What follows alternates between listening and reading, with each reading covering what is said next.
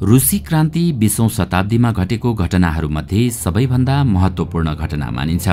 सन् 1917 को फेब्रुअरीमा रोमानोभ राजवंशको पतन र अक्टोबरको घटनालाई नै अक्टोबर क्रान्ति भनिन्छ। आखिर किन यस्तो भयो? क्रान्तिको समय रुसको सामाजिक तथा आर्थिक अवस्था कस्तो थियो? क्रान्तिभन्दा पहिलेको अवस्था कस्तो थियो त? दर्शकवृन्द, आउनुहोस् आजको यस श्रृङ्खलामा हामी रुसी क्रान्तिको बारेमा चर्चा गर्नेछौँ। सन् 1917 मा रुस तथा पूरै साम्राज्यमा जार निकोलस द्वितीयको शासन थियो।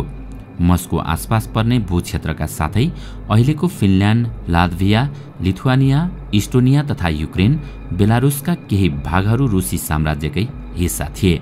यो साम्राज्य प्रशान्त महासागरसम्म फैलिएको थियो। आजको मध्य एसियन राष्ट्रहरूका साथसाथै जर्जिया, आर्मेनिया र अजरबैजान पनि रुसी साम्राज्यमै गाभिएका थिए। रुसमा ग्रीक अर्थोडक्स चर्चका शाखाहरू र रुसी अर्थोडक्सका क्रिस्चियनिटीहरूलाई मान्नेहरू बहुमतमा थिए, तर यस साम्राज्यका क्याथोलिक, प्रोटेस्टेन्ट, मुस्लिम र बौद्ध पनि सामेल थिए। 20औं शताब्दीमा रुसी जनसङ्ख्याको एक ठूलो हिस्सा कृषिमा आबद्ध थियो। रुसी साम्राज्यको लगभग 85% नागरिक जीविकोपार्जनका लागि कृषि पेसामै आश्रित थिए। युरोपका कुनै पनि देशमा कृषिमा आश्रितहरू रुसमा जति थिएनन्। उदाहरणका लागि फ्रान्स र जर्मनीमा खेतीमा निर्भर जनसङ्ख्या 40 देखि 50% भन्दा बढी थिएन। रुसी साम्राज्यका किसान आफ्नो आवश्यकताको साथसाथै बजारको माग परिपूर्तिका लागि पनि कृषि उपज उत्पादन गर्दथे। रुस अन्न निर्यात गर्ने एक ठूलो देश थियो। त्यति बेला उद्योग धन्दाहरू धेरै थिएनन्। सेन्ट पिटर्सबर्ग र मस्को ठूला औद्योगिक क्षेत्रहरू थिए। यहाँ अधिकतम उत्पादन शिल्पकारहरूबाट निर्माण हुने गर्दथे, तर कारिगरहरूको वर्कसपको साथसाथै ठूला ठूला कारखानाहरू अवश्य थिए। अधिकांश कारखानाहरू 1990 को दशकमा स्थापना भएका थिए। जब रुसी रेलवे लाइनलाई विस्तार गरिँदै थियो, तब रुसी उद्योगमा विदेशी लगानी पनि भित्रियो, जसबाट केही वर्षको अन्तरालमा रुसमा कोइला उत्पादन 2 गुणाले बढ्यो भने स्टिल उत्पादन 4 गुणाले वृद्धि भयो। सन् 1900 सम्म आइपुग्दा केही इलाकाहरूमा कालीगर तथा कारखाना मजदुरहरूको संख्या निकै बढ्यो। धेरैजसो उद्योग कारखाना उद्योगपतिहरूको निजी सम्पत्ति थिए। मजदुरहरूलाई न्यूनतम पारिश्रमिक मिलिरहोस् र काम गर्ने समयावधि निश्चित होस् भनेर सरकार विभाग ठूला ठूला कारखानाहरूमा अनुगमन गरिरहन्थे, तर पनि फ्याक्ट्री इन्स्पेक्टरहरू नियम उल्लङ्घन रोक्न सफल भने भइरहेका थिएनन्। देहातको अधिकतम जमिनमा किसानहरू खेती गर्ने गर्दथे, तर सम्पत्तिमा भने सामन्तहरू, राजशाही र अर्थोडक्स चर्चहरूको कब्जामा थियो। किसानहरू निकै धार्मिक स्वभावका थिए। केही चाप्लुसी गर्नेहरू बाहेक अन्य किसानहरू सामन्तीहरूलाई सम्मान गर्दैनथे। नवाब अर्थात् ती सामन्तीहरूलाई जुन सत्ता तथा हैसियत मिलेको थियो, त्यो लोकप्रियताले नभई जारप्रति उनीहरूको निष्ठा तथा सेवाको बदलामा मिलेको थियो। यहाँ नवाब भन्नाले ती व्यक्तिहरू हुन् जसले आफ्नो सीमित राज्यभित्र हैकम चलाउने गर्छन्। यहाँको अवस्था फ्रान्सको जस्तो भने बिल्कुल थिएन। फ्रान्सेली क्रान्तिको क्रममा ब्रिटेनका किसानहरूले नवाबहरूलाई बचाउनका लागि युद्ध समेत लडेका थिए। यसको विपरीत रुसी किसानहरू भने नवाबहरूको जमिन खोसेर किसानहरूलाई बाँड्नुपर्ने माग राख्दथे, तर उनीहरू आफ्नो नियन्त्रण गुमाउन चाहँदैनथे। फलस्वरूप केही ठाउँहरूमा किसानहरूको हत्या समेत गरिएको थियो। सन् 1902 मा दक्षिणी रुसमा यस्ता घटनाहरू देखिँदै गए। सन् 1905 सम्ममा त पूरै रुसभरि यस्ता घटनाहरू बढ्दै गए। रुसी किसानहरू युरोपका अन्य किसानहरूभन्दा झनै भिन्न थिए। यहाँका किसानहरू समय समयमा सबै जमिन आफ्नो कम्युनलाई सुम्पिदिन्थे र पछि त्यही कम्युनले प्रत्येक परिवारलाई उनीहरूको आवश्यकता अनुसार पुनः जमिन बाँड्थ्यो।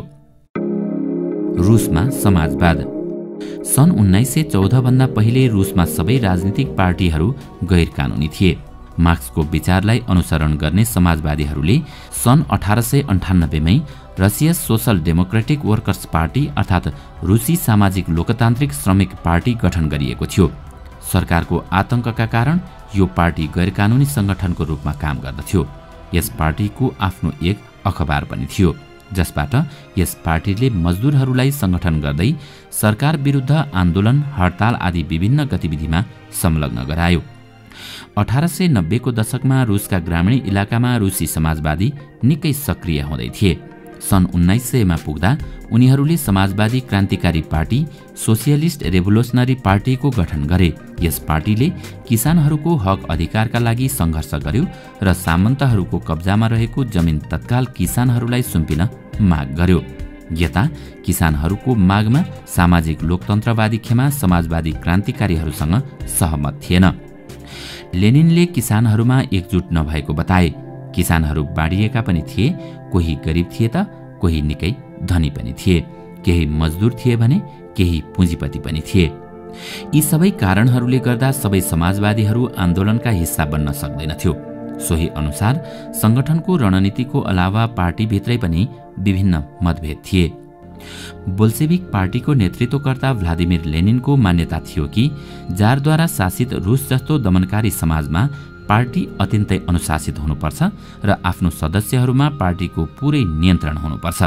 यता अर्को खेमाको मान्यता पार्टीमा सबैलाई सदस्यता दिनुपर्ने थियो। यसरी मतभेद बढ्दै गयो। सन् 1905 को क्रान्ति। रुस एक निरङ्कुश राजशाही थियो। अन्य युरोपियन शासकहरूभन्दा विपरीत 20औं शताब्दीको सुरुवातीमा पनि जार राष्ट्रिय सांसदको अधीन थिएनन्। उदारवादीहरूले यस अवस्थाको अन्त्य गर्नका लागि ठूला ठूला अभियान चलाए। सन् 1905 को क्रान्तिमा उदारवादीहरूले संविधान रचनाका लागि सामाजिक लोकतान्त्रिक र समाजवादी क्रान्तिकारीहरूलाई साथ लिएर किसान तथा मजदुरहरूका लागि धेरै काम गरे। रुसी साम्राज्यका राष्ट्रवादीलाई पोल्यान्डका इस्लामी आधुनिकीकरणका समर्थक जिहादीहरूको समेत समर्थन मिल्यो। यता रुसी मजदुरहरूका लागि सन् 1904 को वर्ष एकदम नराम्रो रह्यो। उपभोग्य वस्तुहरूको मूल्य अत्यधिक बढ्दा वास्तविक पारिश्रमिकमा करिब 20% गिरावट आयो। सोही समय मजदुरहरूको संगठनको सदस्यतामा पनि तीव्र विस्तार भयो। जब सन् 1904 मै गठन गरिएको एसेम्ब्ली अपरेसन वर्क्स अर्थात् रुसी श्रमिक सभाका 4 सदस्यहरूलाई नौकरीबाट निकालियो, तब केही दिनपछि सेन्ट पिटर्सबर्गका 1,10,000 भन्दा बढी मजदुर हडतालमा उत्रिए। जार शासकको हुकुम बमोजिम शान्तिपूर्ण जुलुसमाथि गोली चल्यो।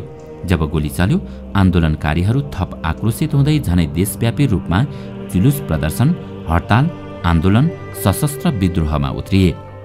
रुसमा श्रमिकहरूले एकतन्त्री शासनको उन्मूलन र प्रजातान्त्रिक गणतन्त्रको स्थापना, जग्गा जमिनमा भूमिपतिहरूको स्वामित्वको उन्मूलन, 8 घण्टे कार्यदिनको व्यवस्था, वाक स्वतन्त्रता, सभा सम्मेलनको स्वतन्त्रता, प्रेस स्वतन्त्रता प्राप्तिका लागि सङ्घर्षमा उत्रिएका थिए। सन् 1905 को ग्रीष्म ऋतुमा इभानोभो भोजनेसेन्सका मजदुरहरूले सबभन्दा पहिले मजदुर प्रतिनिधि सोभियत गठन गरे। यसको प्रभाव देशका अन्य औद्योगिक केन्द्रहरूका मजदुरहरूले पनि अनुसरण गरे। यता जारशाही विरुद्धको सङ्घर्षमा किसान वर्ग पनि सरिक भयो, जसले भूमिपतिहरूको जग्गा जमिन जनतामा वितरण गरियोस् भन्ने माग राखेको थियो। देशभरि जताततै कल कारखानाहरूमा काम रोकियो। रेलका डब्बाहरू बीच बाटोमै रोकिए। विद्यार्थीहरूले कक्षाहरू बहिष्कार गर्दा विश्वविद्यालयहरू पनि बन्द हुन थाले। वकिल, डाक्टर, इन्जिनियर र अन्य मध्यवर्गीय कामदारहरूले संविधान सभा गठनको माग गर्दै विभिन्न युनियन अफ युनियन्सको गठन गरे। यस साधारण हडतालले मजदुर वर्गको अतुलनीय शक्तिको प्रदर्शन गरिदियो। 17 अक्टोबरको दिन जारले एउटा घोषणापत्र प्रकाशित गर्न बाध्य हुनु पर्यो। त्यसमा रुसमा संविधान लागू गर्न र वाक स्वतन्त्रता, सभा सम्मेलनको स्वतन्त्रता, प्रेस स्वतन्त्रता इत्यादि बक्सने बाचा गरिएको थियो।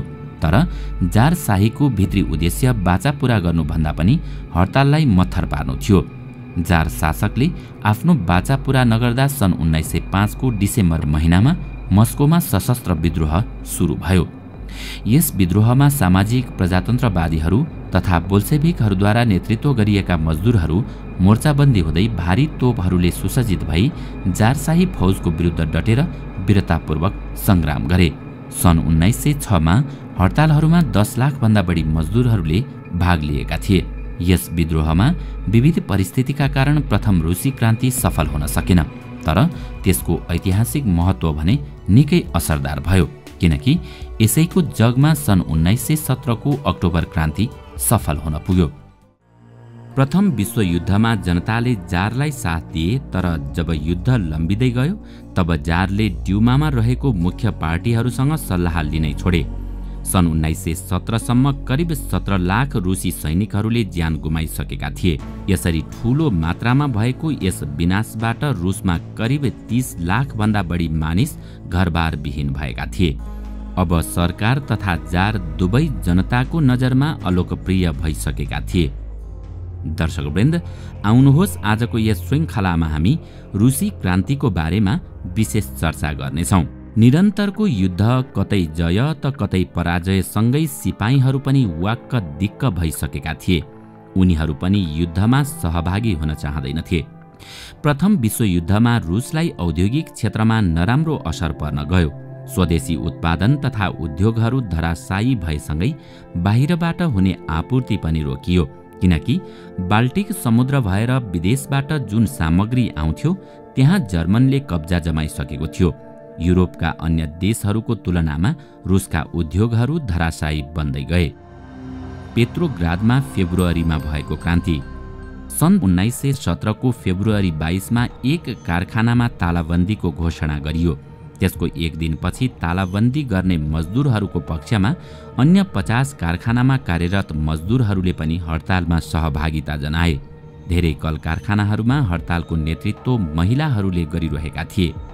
यही क्रान्तिको सम्झनामा अहिले पनि मार्च 8 मा अन्तर्राष्ट्रिय महिला दिवसको रूपमा मनाउने गरिन्छ।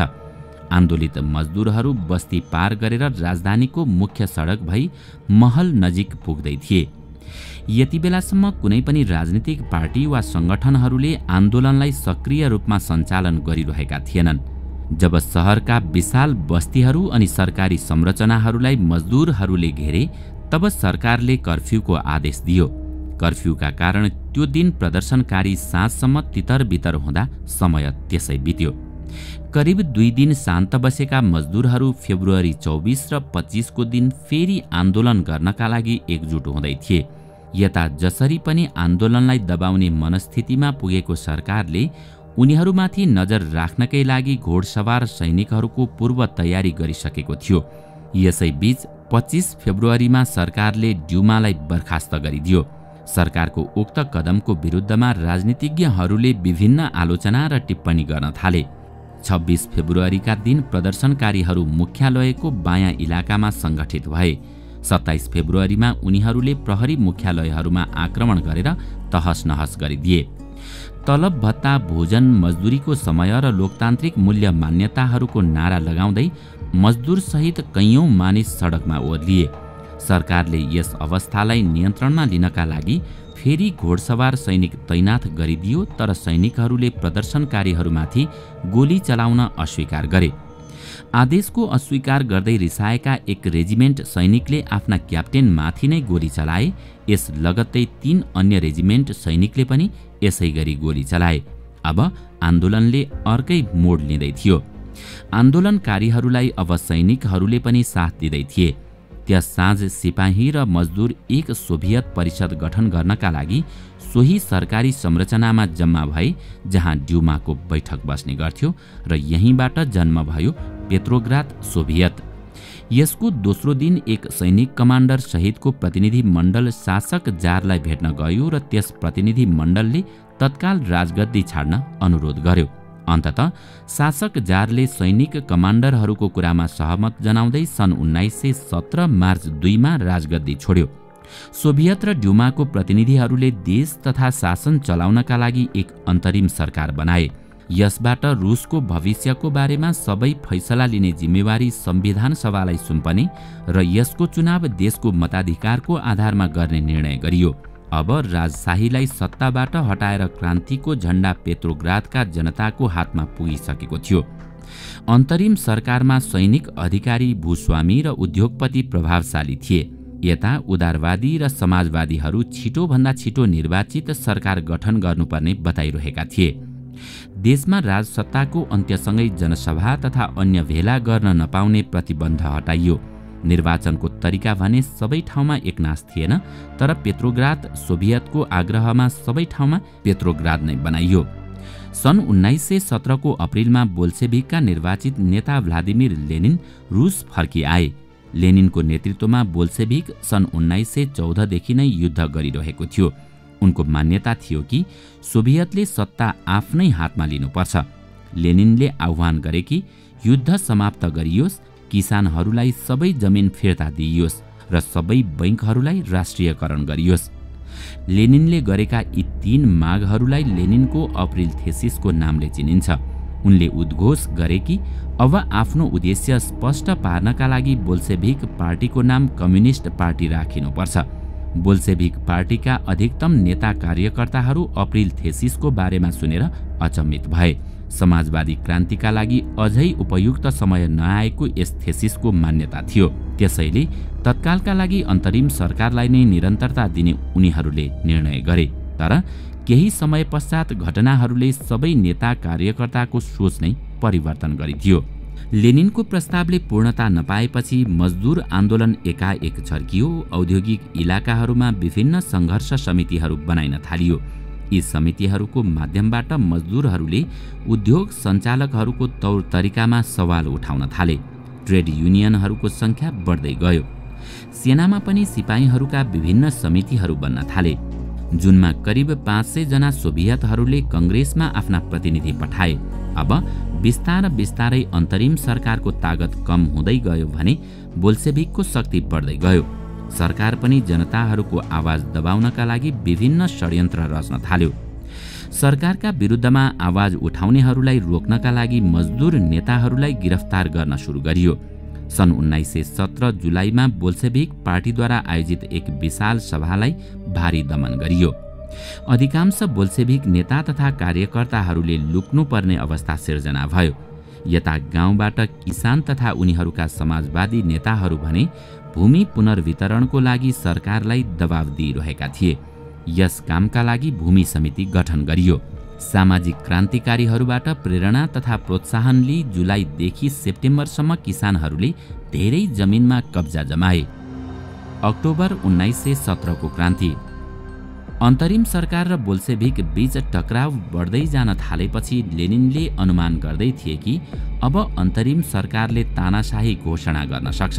त्यसपछि सेप्टेम्बरमा उनले सरकार विरुद्ध विद्रोहको घोषणा गरिदिए। सेना र सोभियतमा रहेका बोल्सेभिकहरूलाई एकीकृत गरियो। 23 अक्टोबर 1917 मा लेनिनले पेट्रोग्राद सोभियत तथा बोल्सेभिक पार्टीलाई शासन सत्ता कब्जा गर्नका लागि सहमत गराए। सत्ता कब्जा गर्नका लागि लियोन ट्रोट्स्कीको नेतृत्वमा एक सैनिक क्रान्तिकारी समिति गठन गरियो। तर योजनालाई कहिले लागू गरिन्छ भन्ने विषय भने गोप्य नै राखियो। सबै तयारी पूरा भएपछि 24 अक्टोबरमा विद्रोह सुरु भयो।